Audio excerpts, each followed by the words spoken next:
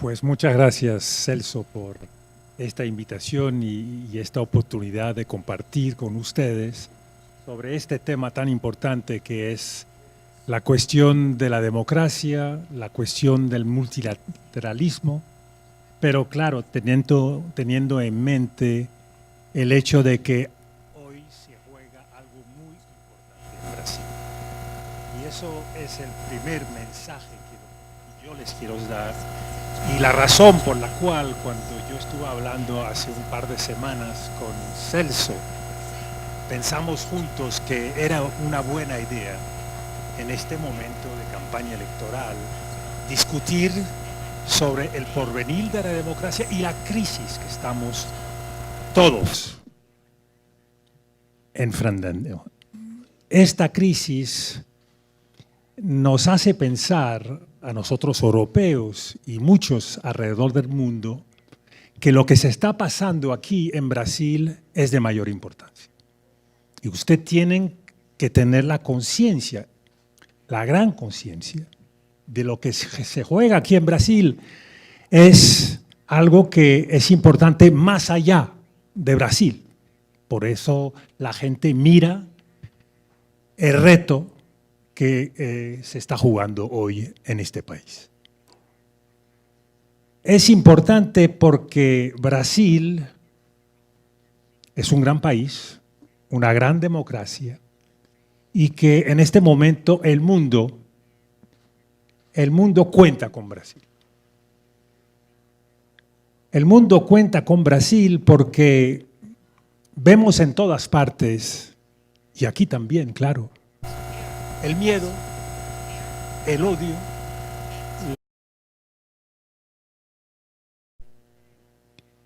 esto es el más grande peligro para la democracia. Hay tres desequilibrios que son importantes hoy en el mundo de nosotros y que tienen una gran resonancia aquí. El primer desequilibrio es un desequilibrio geopolítico. No se puede olvidar que estamos en un momento que es tan importante como el cambio en el siglo XV y el siglo XVI. En este momento, el país que estuvo mandando, que estuvo el mayor actor de la vida internacional, Estados Unidos. Vida internacional, os Estados Unidos estão em queda. E outro país, grande civilização, que é a China, está subindo. Por isso, muitas das tensões do mundo aumentam, porque está em jogo quem será o primeiro país no mundo, quem vai mandar na ordem econômica, política, social, cultural neste novo mundo. E é claro, o que acontece é que os Estados Unidos não querem descer. E estão jogando muito duro. E o que parece ser a brincadeira de um homem, Donald Trump, é um jogo muito mais profundo. As coisas pós-Donald Trump não vão mudar. A política dos Estados Unidos começou antes de Trump e vai continuar depois de Trump. E é fazer as coisas para que a China não consiga ser nos próximos anos a primeira potência do mundo. E, claro, o combate é um combate total e que tem importância do ponto de vista militar, pelo risco de guerra, é um combate que tem importância do ponto de vista tecnológico, toda a questão das tarifas, a questão comercial tem como motor a ambição tecnológica chinesa que os Estados Unidos querem brecar. Diante disso, há uma tensão mundial mais importante do que nunca, porque os Estados Unidos e Trump não têm medo de atacar as instituições que criaram a ordem internacional pós-1945, que é uma ordem democrática e multilateral. É claro, as coisas não ocorreram como muitos tinham pensado. Após a queda do Muro de Berlim, nós pensávamos que era o fim da história e que a democracia liberal ganharia em toda parte. Isso foi uma bobagem. As coisas não foram assim, nem poderiam ser. Por isso estamos diante novamente do impasse da história. E os Estados Unidos e a administração Trump estão pensando que o caos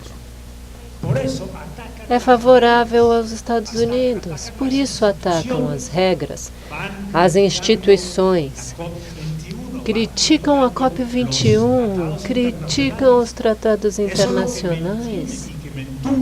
Isso é o que manteve durante tantas décadas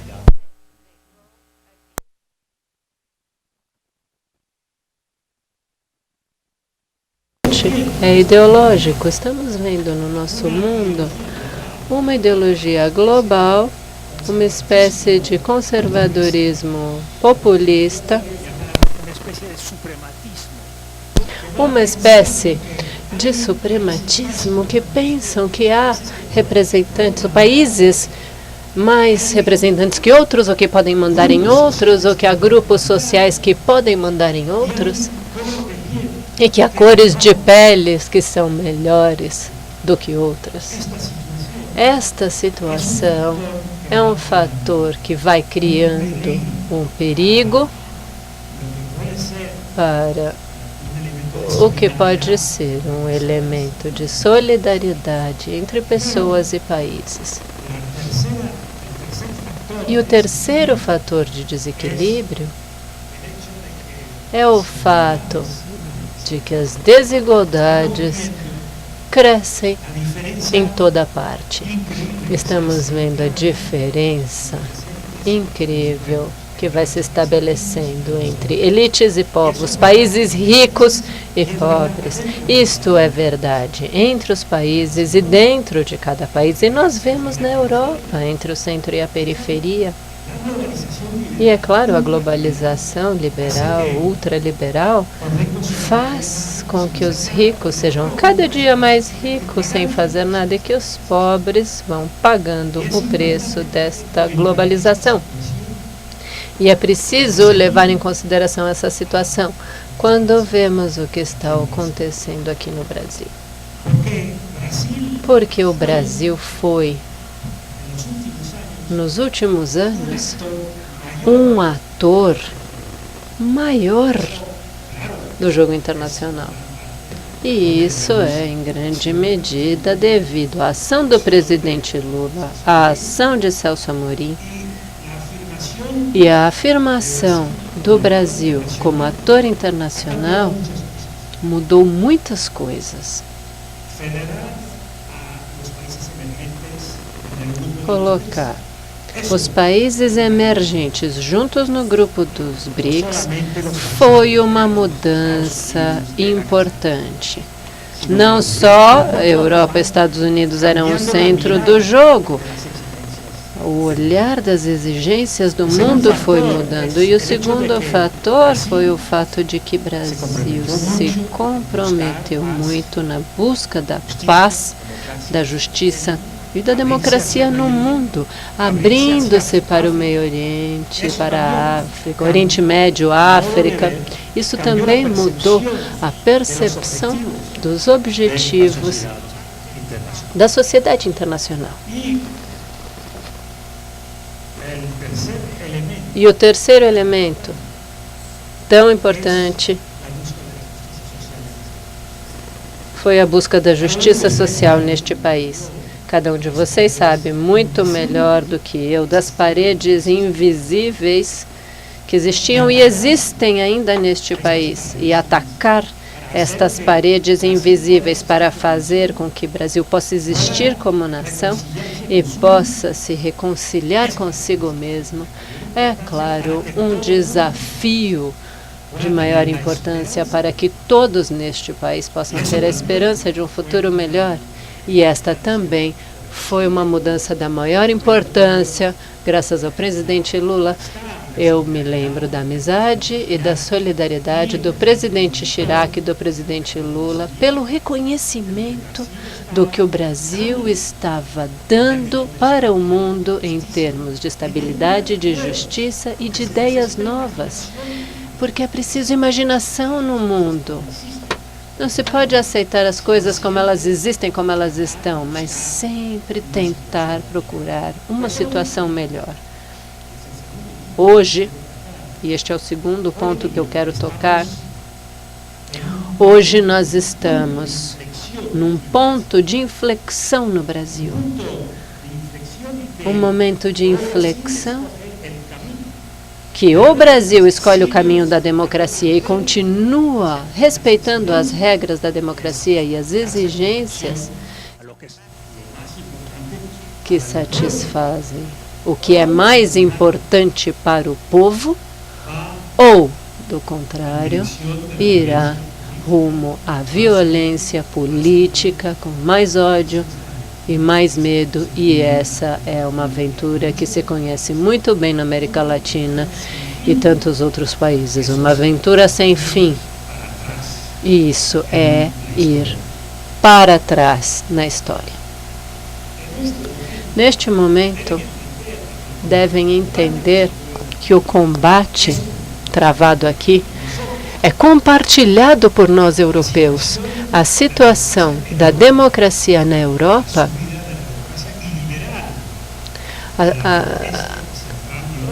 o crescimento da democracia não liberal em países como Bulgária, Polônia, Hungria, é um desafio para a União Europeia. E a tentação sempre é a de polarizar, apontar com o dedo.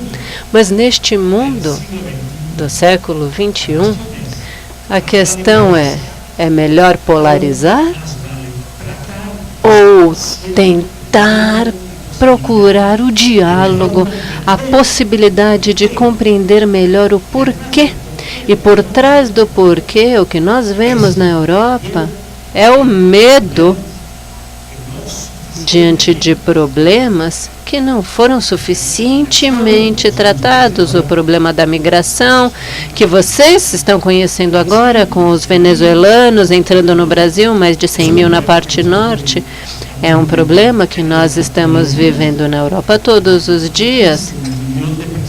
No ano de 2015, 1 milhão de pessoas vindo do Oriente Médio, da Síria, do Iêmen e de outros países. Nós precisamos responder. Não podemos responder somente com ideologia. Temos que dar respostas econômicas, sociais e democráticas. E nisso, o que está em jogo aqui no Brasil, no que diz respeito a esse desafio democrático, é da maior importância. Eu poderia dizer o mesmo em outras partes do mundo. Na Ásia, vemos crescer também a linha de separação entre a democracia e os regimes democráticos. E é muito surpreendente hoje que é possível dizer que muitas situações, os regimes autoritários pareceriam mais eficazes para controlar as situações. Por isso, o desafio da democracia é a capacidade de dar respostas concretas a estes problemas, conseguir avanços, progresso, mostrar para o povo que é possível, sim, avançar e compartilhar o crescimento da economia e do bem-estar social. O último ponto que eu quero tratar é, nesta crise da democracia, nós devemos entender que é uma crise das regras. Nós precisamos sair da desordem que existe na mente da maioria das pessoas. A crise da regra, nós precisamos vê-la clara. E ela se deve a que existem novas ideologias que são muito eficazes. O ultraliberalismo, que quer transmitir a sensação de que tudo vai se resolver eliminando todas as regras. O populismo conservador, de um Trump que pensa que com promessas, com palavras e dando satisfações para as elites e crescimento da economia, que o resto do mundo está pagando, diga-se de passagem, a favor dos Estados Unidos, que tudo irá bem? Pensar que tecnologicamente, essa ideia tecnológica, de que a tecnologia vai resolver tudo, não, nós estamos num mundo no qual a política é mais importante do que nunca na história humana. Nos anos 80, 90, 2000, a ideia era que a economia ia resolver tudo, né, o economicismo, mas a vontade política, a capacidade de reconciliar energias e dar uma visão de futuro, isso é o mais importante. E é claro, não devemos esquecer outra ideologia que é muito forte, que é a das redes sociais, que fazem com que estejamos num mundo da pós-verdade. Pode-se dizer todo tipo de bobagem. E as pessoas acreditam em tudo, porque uma ideia vai rejeitando a outra, e assim. Por isso, nós devemos levar em consideração as lições da história, para que não se repitam as estupidezes dos tempos de antes. Neste mundo, nós vemos que as regras sofreram muito. O primeiro golpe às regras foi o desacato das regras por uma visão tecnológica das regras. Aplicam-se as regras e pronto. Nossos amigos alemães pensaram que tudo na Europa iria muito bem com austeridade para todos. E vocês já viram como os gregos pagaram muito caro por essa visão. Esta regra da ortodoxia não é suficiente, porque por trás da regra precisamos pensar que há pessoas que têm fome, que têm problemas, e não pode se satisfazer isso apenas com uma visão fria das regras. O segundo problema das regras é a proliferação. As regras burocráticas, as regras que vão proliferando. E elas não podem ser compreendidas, tantas regras. Os povos precisam de 2 ou 3 objetivos claros, e as regras devem seguir estes objetivos para que o caminho seja bem compreendido e para que os avanços possam ser medidos pelo caminho. E a terceira crise da regra é a crise de legitimidade da regra.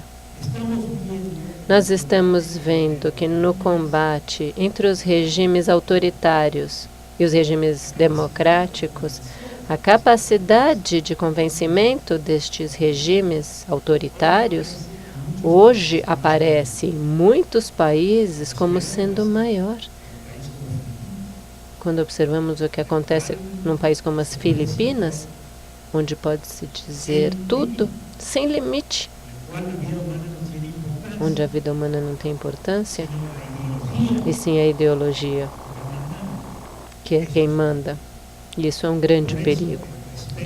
Por isso, o respeito, a definição de uma regra humana deve estar no centro do respeito à democracia. E termino com uma convicção minha. E vocês têm tudo na sua própria história, que nós, franceses e brasileiros, compartilhamos muito fortemente. Porque durante mais de 5 séculos, a França esteve olhando para o Brasil. Quando os protestantes chegaram aqui no Brasil e compartilharam a esperança deste país, e também com a Revolução Francesa e com o positivismo de Auguste Comte. Celso lembrava ontem dos 3 elementos